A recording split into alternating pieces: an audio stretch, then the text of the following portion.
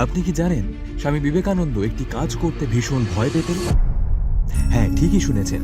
যে মানুষটা শিকাগো জয় করে গোটা বিশ্বকে কাঁপিয়ে দিয়েছিলেন, তিনি একটি অনুরোধ শুনে রীতিমতো আঁতকে উঠেছিলেন এবং হাত জোর করে বলেছিলেন, আর যাই বলুন এই কাজটা আমাকে দিয়ে হবে না।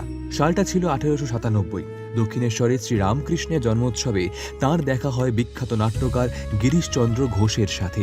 কথার মাঝেই গিরিশ ঘোষ বিবেকানন্দকে এই প্রস্তাব দেন। তিনি বলেন, নরেন, তোমাকে গুরু মহারাজের অর্থাৎ শ্রীরামকৃষ্ণের একটি সম্পূর্ণ জীবনী লিখতে হবে। এই কথা শুনেই বিবেকানন্দ চমকে ওঠেন। তিনি অত্যন্ত বিনয়ের সাথে গিরিশ ঘোষকে বলেন, আমাকে এই আদেশ করবেন না, আপনি অন্য যা কিছু বলবেন আমি তাতেই করতে রাজি, কিন্তু রামকৃষ্ণের জীবনী আমি লিখতে পারবো না। বিবেকানন্দ বলেছিলেন, রামকৃষ্ণের মহত্ব এতটাই বিশাল যে এত বছর একসাথে থেকেও তিনি নিজেই তার গুরুকে পুরোপুরি বুঝে উঠতে পারেননি। তিনি বলেছিলেন, রামকৃষ্ণের মতো এক অবতারের জীবনী লিখতে গিয়ে আমার ভয় হয়, পাছে আমি শিব গড়তে গিয়ে বাঁদর গড়ে ফেলি। নিজের গুরুর প্রতি এমন অগাধ ভক্তি ও বিনয় সত্যিই বিরল।